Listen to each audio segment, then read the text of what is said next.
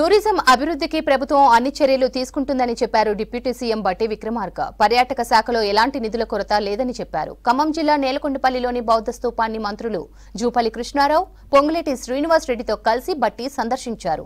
తర్వాత బౌద్ధ స్తూపం దగ్గర పర్యాటక అధికారులతో మంత్రి జూపల్లి కృష్ణారావు సమీక్ష సమావేశం నిర్వహించారు. ప్రపంచవ్యాప్తంగా ఉన్న బౌద్ధ ప్రచారకులను ఆహ్వానించాలని సూచించారు. మన బౌద్ధ పర్యాటక ప్రాంతాలను ప్రపంచ పటంలో ఉంచాలన్నారు. తెలంగాణలోని 3 బౌద్ధ స్థలాల్లో పాలేరు కీలకమైందన్నారు మంత్రులు.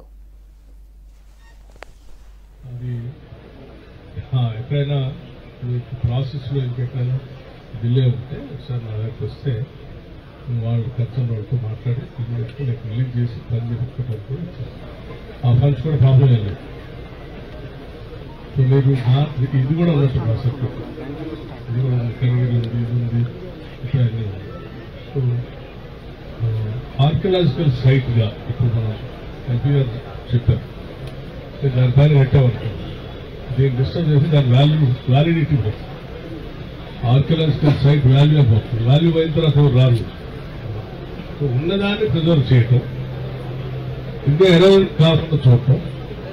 మీరు ఇంకా పాత ఆరంభాలు ఉన్నాయని చెప్తా ఉన్నారు, వాటన్నిటినీ ఓపెన్ చేయటం, చిన్నగా ఆర్కియలాజికల్ డిపార్ట్మెంట్ వాళ్ళు ఇన్వాల్వ్ చేసి ఓపెన్ చేసి వాటన్నిటిని కూడా బయట తీసుకుంటాం. వచ్చిన బుద్ధిస్టులు అందరూ ఉండటానికి కావాల్సిన వసతులు చూసుకోవటం, వాళ్ళ ప్రొటెక్షన్ ఉన్నట్టు సేఫ్టీ మెజర్స్ ఇక్కడ ఏమో అవి చూసుకోవటం. ఇక్కడ రావడానికి కావాల్సిన రోడ్డు వ్యవస్థ సరిగా ఉందని చూసుకొని ఆ రోడ్డు వ్యవస్థ సరిగా లేకపోతే వెంటనే దీనికి 1/2 కిలోమీటర్ 1 కిలోమీటర్ అని చెప్తున్నారు. ఎంత ప్రాబ్లం లేదు కాబట్టి అది ఇష్యూ. వాట్ పొద్దుమారు ఆర్కియలాజికల్ ఇద్దరు కాంబినేషన్లో ఒక రోడ్ మ్యాప్ తయారు చేసి డీటెయిల్ ప్రాజెక్ట్ ఎంత ఎర్లియస్ట్ వర్క్ స్టార్ట్ చేస్తే నేను వచ్చిందని ఇంతమంది వచ్చిందంటే అర్థమవుతుంది. లేకపోతే గో వేస్ట్.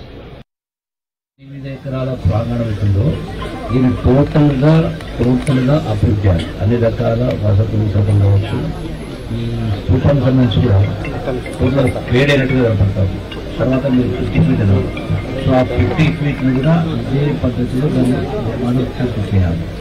వచ్చినటువంటి టూరిస్టులు కూడా కొంచెం వసతి తర్వాత లైటింగ్ కావచ్చు, తోటిలో నీటి వదలవుతుంది, ఇక్కడ బోటింగ్ కానీ ఇవన్నీ కూడా సమగ్రంగా ఏమేం చేస్తే అట్రాక్ట్ అవుతుంది, ఉన్నటువంటి వాటిని ప్రొటెక్ట్ చేస్తూ వాటిని ఇంప్రూవ్ చేస్తూ ఏం చేస్తే